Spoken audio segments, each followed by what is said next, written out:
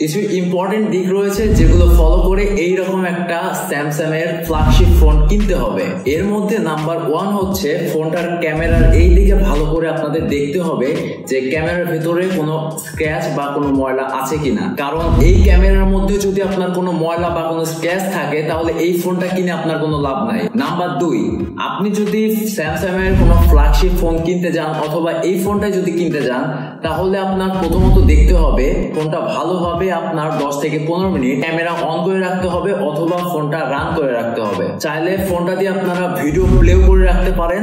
আর এইটা করার কারণ হচ্ছে আপনার ফোনটা কতটুকু হিট হচ্ছে এবং কতটুকু চার্জ খাচ্ছে। যদি দেখেন চার্জটা একটু বেশি খাচ্ছে তাহলে ওই ফোনটা না নেওয়াই ভালো, কারণ ওই ফোনটা নিলে আপনাকে কমপক্ষে দিনে 4 থেকে 5 বার চার্জ করতে হবে। আর যদি দেখেন ফোনটার চার্জ অতটাও খাচ্ছে না, 1 থেকে 2% বা 3-4% খাচ্ছে, তাহলে বুঝতে হবে ওই ফোনটার ব্যাটারি খুব ভালো কন্ডিশনে আছে। এবং নাম্বার 3 হচ্ছে ফোনটা আপনাকে সব দিক থেকে ভালোভাবে দেখতে হবে এবং দেখবেন যে ফোনে কোনো স্ক্র্যাচ বা কোনো ময়লা আছে কিনা। যদি কোনো স্ক্র্যাচ থাকে তাহলে ওই ফোনটা নেওয়া থেকে বিরত থাকবেন। আর যেহেতু এটা S21 সিরিজের ফোন, তো এই ফোনটার ডিসপ্লে ইস্যু নিয়ে আসলে কিছু বলা যাচ্ছে না, এটা আসলে ভাগ্যের উপর ডিপেন্ড করে। বাট অ্যামোলেড ডিসপ্লে যেহেতু রিস্ক তো অবশ্যই আছে। আর এই ফোনটাতে গ্রিন লাইন ইস্যু পড়া এইটা আসলে অনেকের পরে আবার অনেকেরই পড়ে না, এটা হচ্ছে ভাগ্যের উপর ছেড়ে দেওয়াই ভালো। এই স্যামসাং এর S21 আলট্রা ফোনটা আমাদের কাছে বেশ কিছুদিন ধরেই আছে। সো আজকের এই ভিডিওতে আমরা এটার ইউজার এক্সপিরিয়েন্স এবং ওভারঅল পারফরমেন্স নিয়ে কথা বলবো। সো শুরু করা যাক ভিডিও। ফোনটার বক্স কন্টেন্ট হিসাবে ফোনটা নতুন অবস্থায় যেটা আমরা পাই একটা কেবল, একটা বক্স আর একটা ফোন। সো এইটা যেহেতু রিকন্ডিশন ফোন, অবশ্যই একটা ফোন পাবেন আর হয়তো কেবল অথবা বক্স। এছাড়া ফোনটার ইউআই পারফরমেন্স নিয়ে কথা বলতে গেলে ফোনটার ইউআই অনেকটাই স্মুথ এবং এইটা রান করছে স্যামসাং এর One UI 6.1 এবং Android 14। ফোনটার মাল্টিটাস্কিং এবং গেমিং এর দিক থেকে কোনো ল্যাগ আমি পাইনি। এছাড়া ফোনটার বডি ডাইমেনশন হচ্ছে 6.8 ইঞ্চের এবং এটার ওয়েট হচ্ছে 227 গ্রাম। যারা এক হাতে ফোন ইউজ করে তাদেরকে এই ফোনটা ভালো একটা কমফোর্ট ফিল দিবে, বাট টেকনিক্যালি দেখতে গেলে ফোনটার ওয়েট একটু ভারী টাইপের। ফোনটার একটা সমস্যা হচ্ছে এই ফোনটা ইজিলি স্লিপ করে। তো এই ফোনটা যদি আপনারা কেস ছাড়া ইউজ করেন তাহলে বাধ্য হয়ে 1 মাস পরে আপনাকে ফোনটা চেঞ্জ করতে হবে। ডিসপ্লে পারফরমেন্সে রয়েছে 2x AMOLED display, 120Hz high refresh rate এবং HDR10 সাপোর্টেড। পাশাপাশি ফোনটার ডিসপ্লে রেজুলেশন হচ্ছে 1440x3200 পিক্সেল এবং পিক ব্রাইটনেস রয়েছে 1500 নিটস। সো ডে লাইট হোক বা সানলাইট হোক যেখানে ইউজ করেন আপনার ব্রাইটনেস নিয়ে কোনো কমতি নাই। ডিসপ্লের কালার অ্যাকুরেসি এবং কালার কম্বিনেশন সব দিক থেকে ওভারঅল অনেকটাই ভালো পারফরমেন্স দেয় এবং ফোনটার ডিসপ্লে কিন্তু কার্ভ।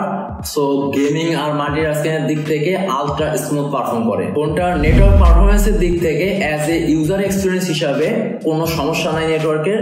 বাট কিছু কিছু ভেরিয়েন্ট আছে এই ফোনগুলোর যেগুলো ফোনগুলোতে নেটওয়ার্ক ইস্যু রয়েছে। বাই দ্য ওয়ে ফোনটার নেটওয়ার্ক পজিশনে রয়েছে 5G নেটওয়ার্ক। ফোনটাতে স্পিকার পারফরমেন্সের দিক থেকে বলতে গেলে ভালো, বাট খুব ভালো এটা বলবো না। এটাতে লাউড স্পিকার রয়েছে এবং স্টেরিও স্পিকার সাপোর্টেড। আমরা দেখছিলাম যে ফোনটাতে যখন আমরা কোনো মিউজিক প্লে করতেছিলাম বা কোনো ভিডিও প্লে করতেছিলাম তখন হচ্ছে এটা ভালোই পারফরমেন্স দিচ্ছিল, লাউডনেস যথেষ্ট ক্লিয়ার অ্যান্ড একুরেট। বাট এই প্রাইস রেঞ্জে আমি বলবো এইখানে যদি ডুয়েল স্পিকার ব্যবহার করা হতো তাহলে একটু ভালো হতো। আর হিটিং এর দিক থেকে বলতে গেলে স্যামসাং এর তো জন্মগত স্বভাব হিট হওয়া, পাশাপাশি এই ফোনটাতেও হিট হয়, বাট এই ফোনটাতে হিট হলেও খুব তাড়াতাড়ি কুল হয়ে যায়। ঠিক তেমন ভাবে এটাতেও হিট হচ্ছিল, স্পেশালি যখন ফোনটা আমরা কোনো গেমিং করতেছিলাম অথবা কোনো ভিডিও প্লে করতেছিলাম তখন আরো বেশি হিট হচ্ছিল। আবার আপনি যদি কোনো কন্টেন্ট ক্রিয়েটর হন এবং এই ফোনটা দিয়ে যদি আপনারা কন্টেন্ট ক্রিয়েটের জন্য কোনো শর্ট নেন তাহলে দেখবেন যে 5 মিনিট পর মারাত্মক লেভেলের হিট হয়ে গেছে।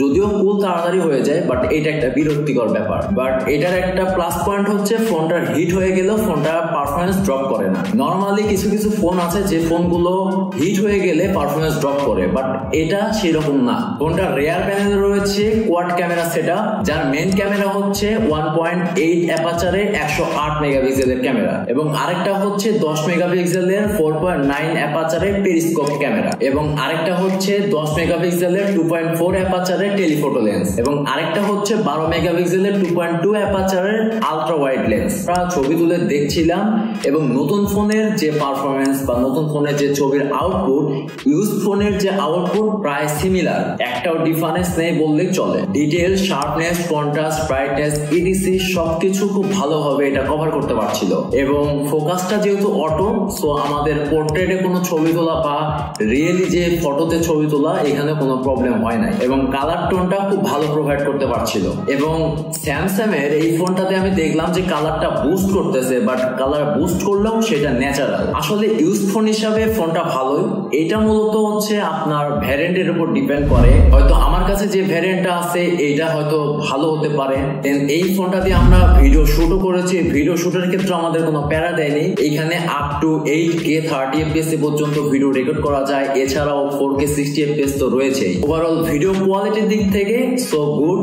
আর ফোনটার একটাই সমস্যা, ভিডিও করতে নেন আর ছবি তুলতে নেন ফোনটা হিট হয় মারাত্মক। সেলফি ক্যামেরার পজিশনে রয়েছে 40 মেগাপিক্সেলের, যার অ্যাপারচার 2.2 এবং auto HDR supported. Selfie camera দিয়ে আপ টু 4K 60 FPS পর্যন্ত ভিডিও রেকর্ড করা যায় স্যামসাং এর S21 আলট্রাতে এবং 1080 30 FPS পর্যন্ত রেকর্ড করা যায় এবং ছবি তোলার ক্ষেত্রে এটা খুব ভালোভাবে পারফরমেন্স দিচ্ছিল।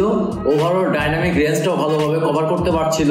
আর সব থেকে বড় কথা, এই ফোনটা Gcam সাপোর্টেড, অর্থাৎ আপনি যে কোনো ধরনের ক্যামেরা এই ফোনটাতে সাপোর্ট করাতে পারবেন। সেই সাথে ব্যাটারির দিক থেকে রয়েছে 5000 mAh ব্যাটারি এবং 25 ওয়াট পর্যন্ত ফাস্ট চার্জিং সাপোর্ট করে। এছাড়া 15 ওয়াটের ওয়্যারলেস চার্জিংও সাপোর্ট করে। আর চার্জ ব্যাকআপ নিয়ে বলতে গেলে এইটা আমার ইউজার এক্সপিরিয়েন্স নিয়ে বলি, সেটা হচ্ছে ফোনটার ডিসপ্লেতে যদি আপনি 120 Hz high refresh rate then এবং ফুল এইচডি যদি সাপোর্ট থাকে তাহলে হচ্ছে আপনার এই ফোনটা দিয়ে 5 ঘন্টা পর্যন্ত স্ক্রিন অন টাইম ব্যাকআপ পাবেন। আর আপনি যদি এই ফোনটা দিয়ে ডিসপ্লের যে আসল যে মজাটা সেটা যদি উপভোগ করতে চান তাহলে আপনাকে ফোনটাতে রিফ্রেশ রেট দিতে হবে 120 Hz এবং রেজুলেশন দিতে হবে QHD। তাহলে এটা মাত্র 3 ঘন্টা পর্যন্ত স্ক্রিন অন টাইম ব্যাকআপ দিচ্ছে, যেটা আমার মনে হয় যে এটা খারাপ। যেটা আমার মনে হয় যে ফোনটার ব্যাটারি হয়তো ইস্যু হতে পারে বা ব্যাটারি হয়তো চেঞ্জ হতে পারে, তো এই কারণে হয়তো ব্যাটারি ব্যাকআপ কম দিচ্ছে।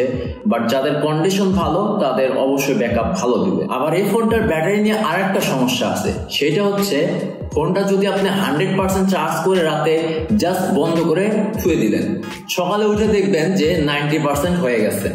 তো এটা অবশ্যই একটা সমস্যা, মানে স্ক্রিন অফ আছে, সব অফ আছে, ব্যাকগ্রাউন্ডে কোনো সফটওয়্যার রানিং নাই, তাও চার্জ খাচ্ছে। ফোনটার প্রসেসর পারফরমেন্সের দিক থেকে রয়েছে Exynos 2100, যেটা 5nm এর প্রসেসর এবং জিপিইউ রয়েছে Mali G78 এবং যে কনফিগারটা বললাম এটা হচ্ছে আমার কাছে যে ইউনিটটা আছে এটার কনফিগার। আর ইউএসএ অথবা চায়না ভেরিয়েন্টের যে ফোনগুলো রয়েছে সবগুলো ফোনে হচ্ছে আপনার কনফিগারটা কিন্তু আলাদা। ওইগুলোতে রয়েছে প্রসেসর হিসাবে স্ন্যাপড্রাগনের 888 এবং জিপিইউ রয়েছে Adreno 660। আর এই ফোনটার বিভিন্ন ভ্যারিয়েন্ট হয়ে থাকে, যেমন 12128, 12256, 12512, 16256 এবং 16512। এবং আমার কাছে যে ইউনিটটা রয়েছে এইটা হচ্ছে আপনার ইন্টারন্যাশনাল ভ্যারিয়েন্ট এবং 12256। এই ফোনটার আনঅফিসিয়াল প্রাইস হচ্ছে 45 থেকে 50,000 টাকার মধ্যে। আসলে এই ফোনগুলো বা স্যামসাং এর যে কোনো ফ্ল্যাগশিপ ফোন বলেন, এসব ফোনের প্রাইস ডিপেন্ড করে ফোনের কেমন কন্ডিশন যদি ভালো হয় অলওয়েজ প্রাইসটা বেশি, আর কন্ডিশন যদি খারাপ হয় তাহলে প্রাইসটা কম। এবার আসি এই ফোনটার কিছু নেগেটিভ সাইড নিয়ে। ফোনটার প্রথমত যে নেগেটিভ সাইড সেটা হচ্ছে ফোনটা দেখেন স্লিপ করে, খুব তাড়াতাড়ি স্লিপ করে। সো এই স্লিপ করার বিষয়টা খুবই ইম্পর্টেন্টলি নিতে হবে আপনাদের। যদি এই ফোনটা আপনি জাস্ট এই কেস ছাড়া ইউজ করেন তাহলে 1 মাস পরে দেখবেন যে ফোনটা আপনাকে হয় রিপেয়ার করতে লাগতেছে অথবা ফোনটা আপনাকে চেঞ্জ করা লাগতেছে। সো অবশ্যই ফোনটা চালাতে গেলে আপনাকে একটা কেস ইউজ করতে হবে। নাম্বার 2, ফোনটা হিট হয় মারাত্মক লেভেলের। আপনি যখন ক্রিয়েটিভ কোনো ভিডিও করতে যাবেন বা যে কোনো ভিডিও করতে যাবেন বা ছবি তুলতে যাবেন, দেখবেন যে 5 মিনিটের মধ্যে ফোনটা এতটা হিট হয়ে গেছে আপনার ফোনটা লিটারালি আপনাকে মনে হবে যে ফোনটা আমি আর চালাবো না। তো এটা অবশ্যই একটা সমস্যা। সো এই হিটিং এর বিষয়টা আমার মনে হয় যে স্যামসাং এর গুরুত্ব দেওয়া উচিত, কারণ স্যামসাং এর যত ফোন রয়েছে ফ্ল্যাগশিপ সব ফোনে হিটিং ইস্যু রয়েছে। নাম্বার 3, ফোনটা চার্জ ড্রেইনিং এর বিষয়। ফোনটা আসলে চার্জ এতটা খায় যে আমি যে বললাম তখন যে ফোনটা আপনি রাতে ঘুমানোর আগে যদি 100% রাখেন, সকালে উঠে দেখবেন যে ফোনটা ইউজ হয় নাই, তাও 90% চার্জ, মানে 10% কাইটে নিচ্ছে। আর এই ফোনটার কিছু ভালো দিকও রয়েছে, যেমন ফোনটার ডিসপ্লে কোয়ালিটি খুবই ভালো। আপনার ডিসপ্লে নিয়ে কোনো কমতি থাকবে না। আপনি গেমিং করেন, মাল্টিটাস্কিং এর কাজ করেন, যা ইচ্ছা করেন, কোনো সমস্যা নাই। স্পেশালি ফোনটা দিয়ে যখন আপনারা গেম প্লে করবেন, আপনি ভারী যে কোনো গেম খেলেন, সমস্যা নাই, এবং এটা দিয়ে আপনারা একটা ভালো রেজাল্ট পাবেন। এবং এই ফোনটার যে ক্যামেরা পারফরমেন্স, এটার দিক থেকেও কোনো কমতি রাখে না। স্পেশালি ভিডিওগ্রাফি বা ফটোগ্রাফির দিক থেকে ফোনটা একবারে ভালো একটা পারফরমেন্স দেয়। বাট ক্যামেরার দিক থেকে সমস্যা একটাই, যে হিট হয়, বাট এটা কোনো ব্যাপার না, কুলও হয় একটু তাড়াতাড়ি। যারা কন্টেন্ট ক্রিয়েট করেন এবং যারা ভারী গেম প্লে করেন, তারা এই ফোনটা একবার হলেও দেখতে পারেন। স্টিল 2024 সালে এসে এই ফোনটার বর্তমান অবস্থা একেবারেই ভালো। আর এই ফোনটার আপডেট এখনো 2 বছর পাওয়া যাবে, সো আপডেট নিয়ে কোনো টেনশন নাই। আর ফোনটা আপডেট যদি চলেও যায়, স্যামসাং এর যেহেতু ফোন, ওই রকম কোনো সমস্যা নেই। তো যারা চিন্তা করছেন স্যামসাং এর কোনো ফ্ল্যাগশিপ ফোন নিতে যাচ্ছেন এবং বাজেট অ্যারাউন্ড 50K, তো তারা এই ফোনটা একবার দেখতে পারেন। আপনাদের কাছে কেমন লাগলো এই ইউজ ফোন অথবা রিকন্ডিশন ইউনিট, অবশ্যই কমেন্টে জানাতে ভুলবেন না। দেখা হবে আগামী ভিডিওতে, ততক্ষণ take care and good bye.